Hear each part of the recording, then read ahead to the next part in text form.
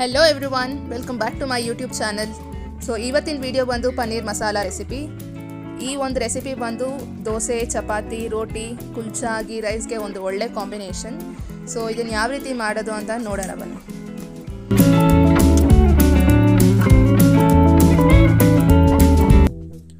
ಮೊದಲನೇದಾಗಿ ನಾನು ಇಲ್ಲೊಂದು ಪ್ಯಾನ್ ತೊಗೊಂಡಿದ್ದೀನಿ.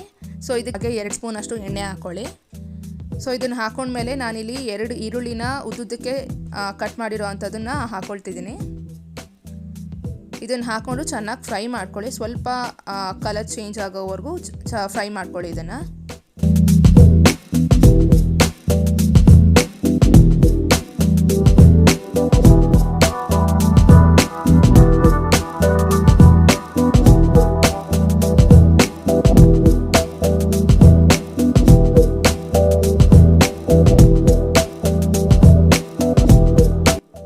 ಈಗ ಇಲ್ಲಿ ಕ್ಯಾರೆಟ್ನ ಹಾಕ್ಕೊಳ್ತಿದ್ದೀನಿ. ಇದು ಬಂದು ಆಪ್ಷನಲ್, ನೀವು ಬೇಕಿದ್ರೆ ಯೂಸ್ ಮಾಡ್ಬೋದು, ಇಲ್ಲಾಂದರೆ ಸ್ಕಿಪ್ ಮಾಡ್ಕೊಳ್ಬೋದು ಇದನ್ನು. ನೆಕ್ಸ್ಟ್ ಇದಕ್ಕೆ ಹಸಿಮೆಣ್ಸಿನ್ಕಾಯಿ 2 ಹಾಕ್ಕೊಳ್ತಿದ್ದೀನಿ. ನಿಮಗೆ ಖಾರ ಜಾಸ್ತಿ ಬೇಕು ಅಂದರೆ 4 ರಿಂದ 5 ಹಸಿಮೆಣ್ಸಿನ್ಕಾಯಿನ ಯೂಸ್ ಮಾಡ್ಕೊಳ್ಬೋದು. ಮೀಡಿಯಮ್ ಖಾರ ಬೇಕು ಅಂದರೆ ನಾನು ಇಲ್ಲಿ ಹಾಕ್ಕೊಂಡಿರೋಷ್ಟು ಹಾಕ್ಕೊಳ್ಳಿ. ಸೊ ಇದಿಷ್ಟು ಹಾಕ್ಕೊಂಡ್ಮೇಲೆ ಚೆನ್ನಾಗಿ ಫ್ರೈ ಮಾಡ್ಕೊಳ್ಳಿ ಇದನ್ನು. ನೆಕ್ಸ್ಟ್ ಇದಕ್ಕೆ ಶುಂಠಿ, ಬೆಳ್ಳುಳ್ಳಿ ಸ್ವಲ್ಪ ಇದನ್ನು ಹಾಕ್ಕೊಂಡು ಚೆನ್ನಾಗಿ ಫ್ರೈ ಮಾಡ್ಕೊಳ್ಳಿ.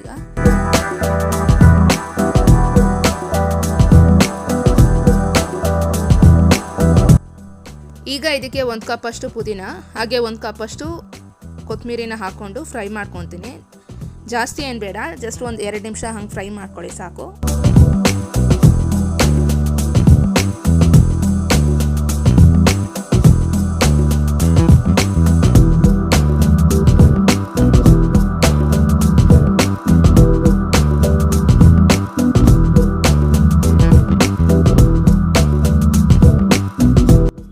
ರುಚಿಗೆ ತಕ್ಕಷ್ಟು ಉಪ್ಪು ಹಾಕ್ಕೊಳ್ಳಿ. ಇದು ಹಾಕಿದ ಮೇಲೆ ಸ್ವಲ್ಪ ಈ ಮಿಶ್ರಣ ಸ್ವಲ್ಪ ತಣ್ಣಗಾಗಲಿ. ತಣ್ಣಗಾದ್ಮೇಲೆ ಮಿಕ್ಸಿ ಮಾಡ್ಕೊಳ್ಳಿ. ಫೈನ್ ಪೇಸ್ಟ್ ಆಗಿ ಇದನ್ನು ರುಬ್ಕೊಳ್ಳಿ.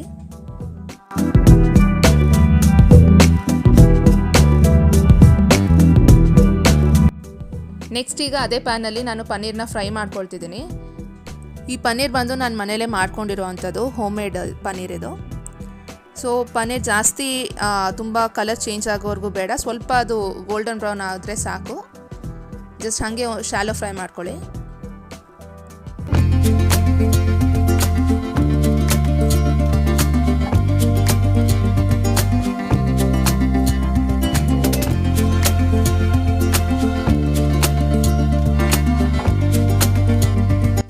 ಸೊ ಈಗ ಪನ್ನೀರ್ ಫ್ರೈ ಆಗಿದೆ, ಇದನ್ನು ಸಪ್ರೇಟಾಗಿ ತೆಗೆದಿಟ್ಕೊಳ್ತೀನಿ. ನೆಕ್ಸ್ಟ್ ಈಗ ಅದೇ ಪ್ಯಾನ್ಗೆ 1 ಸ್ಪೂನ್ ಅಷ್ಟು ತುಪ್ಪ ಹಾಗೆ 2 ಸ್ಪೂನ್ ಅಷ್ಟು ಎಣ್ಣೆ ಹಾಕ್ಕೊಳ್ಳಿ.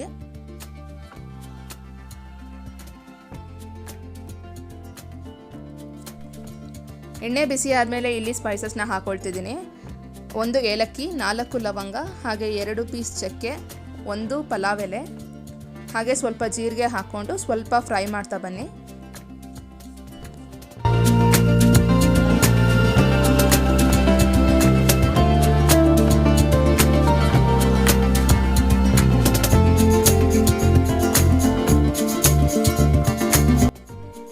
ಈಗ ಚಿಕ್ಕದೊಂದು ಈರುಳ್ಳಿನ ಉದ್ದುದ್ದಕ್ಕೆ ಚಾಪ್ ಮಾಡಿರೋವಂಥದ್ದನ್ನು ಹಾಕ್ಕೊಳ್ತಿದ್ದೀನಿ.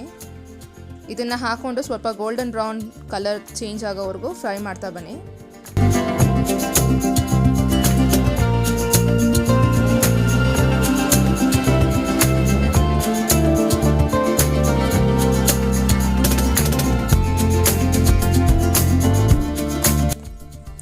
ಈಗ ನೀವು ನೋಡ್ಬೋದು ಈರುಳ್ಳಿ ಕಲರ್ ಚೇಂಜ್ ಆಗಿದೆ. ಸೊ ಈರುಳ್ಳಿ ಫ್ರೈ ಆಗಿದೆ. ಇದಕ್ಕೆ ನೆಕ್ಸ್ಟ್ ಈಗ ನಾವು ಆಗಲೇ ಮಸಾಲೆನ ಫ್ರೈ ಮಾಡಿಟ್ಕೊಂಡಿದ್ವಲ್ಲ, ಸೊ ಈ ಒಂದು ಪೇಸ್ಟ್ನ ಇಲ್ಲಿ ಹಾಕ್ಕೊಳ್ಳಿ. ಹಾಕ್ಕೊಂಡು ಇದನ್ನು ಚೆನ್ನಾಗಿ ಫ್ರೈ ಮಾಡ್ತಾ ಬನ್ನಿ. ಇದನ್ನು ಒಂದು 5 ನಿಮಿಷದವರೆಗೂ ಫ್ರೈ ಮಾಡ್ಕೊಳ್ಳಿ. ಆ ಕನ್ಸಿಸ್ಟೆನ್ಸಿ ಅನ್ನೋದು ತಿಕ್ಕಾಗುತ್ತೆ, ಅಷ್ಟವರೆಗೂ ಸ್ವಲ್ಪ ಇದನ್ನು ಚೆನ್ನಾಗಿ ಫ್ರೈ ಮಾಡ್ಕೊಳ್ತಾ ಬನ್ನಿ.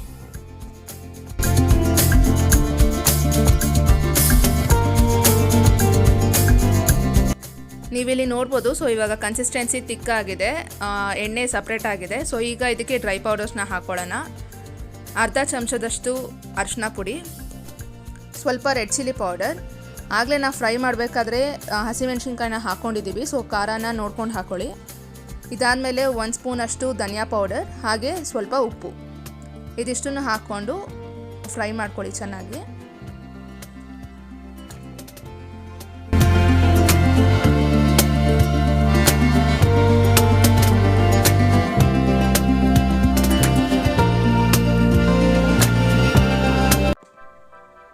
ಇವಾಗ ಸ್ವಲ್ಪ ನೀರು ಹಾಕ್ಕೊಂಡು ಇದನ್ನು ಮಿಕ್ಸ್ ಮಾಡ್ಕೊಳ್ತೀನಿ. ಈ ಗ್ರೇವಿ ಬಂದು ದೋಸೆಗೆ ಚಪಾತಿಗೆ ಒಳ್ಳೆ ಕಾಂಬಿನೇಷನ್. ವೆಜ್ ತಿನ್ನೋರಿಗೆ ಈ ಗ್ರೇವಿ ಬಂದು ಗೀ ರೈಸ್ಗೆ ಒಂದು ಒಳ್ಳೆ ಕಾಂಬಿನೇಷನ್. ತುಂಬಾ ಚೆನ್ನಾಗಿರುತ್ತೆ. ನೀವು ಇದನ್ನು ಒಂದ್ಸರಿ ಟ್ರೈ ಮಾಡಿ ನೋಡಿ. ತುಂಬಾ ಟೇಸ್ಟಿಯಾಗಿ ಚೆನ್ನಾಗಿರುತ್ತೆ.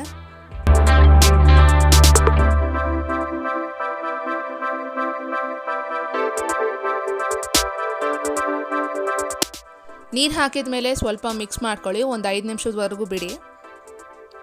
ಚೆನ್ನಾಗಿದೊಂದು ಬಾಯ್ಲ್ ಬರಲಿ. ಈಗ ನೀವು ನೋಡ್ಬೋದು ಇಲ್ಲಿ ಆಯಿಲೆಲ್ಲ ಸಪ್ರೇಟ್ ಆಗಿದೆ. ಸೊ ಈಗ ಇದಕ್ಕೆ ನಾನು ಸ್ವಲ್ಪ ಗರಂ ಮಸಾಲಾನ ಹಾಕ್ಕೊಳ್ತಿದ್ದೀನಿ. ಒಂದು ಅರ್ಧ ಸ್ಪೂನಷ್ಟು ಗರಂ ಮಸಾಲಾನ ಹಾಕ್ಕೊಂಡು ಮಿಕ್ಸ್ ಮಾಡ್ಕೊಳ್ಳಿ ಇದನ್ನು.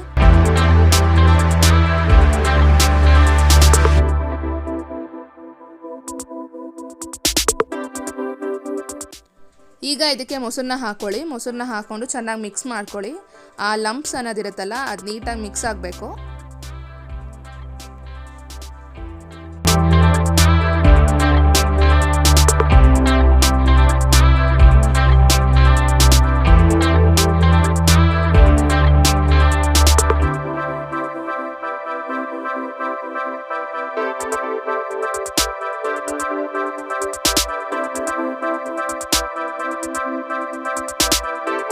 ಈಗ ಇಲ್ಲಿ ಫ್ರೈ ಮಾಡಿಟ್ಕೊಂಡಿರುವಂಥ ಪನ್ನೀರ್ನ ಹಾಕ್ಕೊಳ್ತಿದ್ದೀನಿ. ಹಾಗೆ ಸ್ವಲ್ಪ ಗೋಡಂಬಿ ಬಂದು ಆಪ್ಷನಲ್, ನಿಮಗೆ ಬೇಕಿದ್ರೆ ಹಾಕ್ಕೊಳ್ಬೋದು. ಹಾಕಿದರೆ ಟೇಸ್ಟ್ ಚೆನ್ನಾಗಿ ಬರುತ್ತೆ. ನೀವು ಬೇಕಿದ್ರೆ ಆಲೂಗಡ್ಡೆನ ಕೂಡ ಹಾಕ್ಕೊಳ್ಬೋದು, ಅದು ಕೂಡ ಚೆನ್ನಾಗೇ ಇರುತ್ತೆ.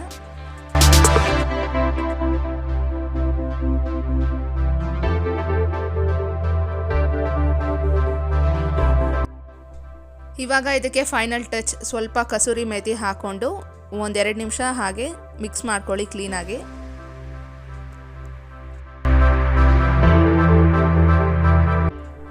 ವೆರಿ ಯಮ್ಮಿ ಆ್ಯಂಡ್ ಟೇಸ್ಟಿ ಆಗಿರುವಂಥ ಪನ್ನೀರ್ ಮಸಾಲ ಇಲ್ಲಿ ರೆಡಿ ಆಗಿದೆ.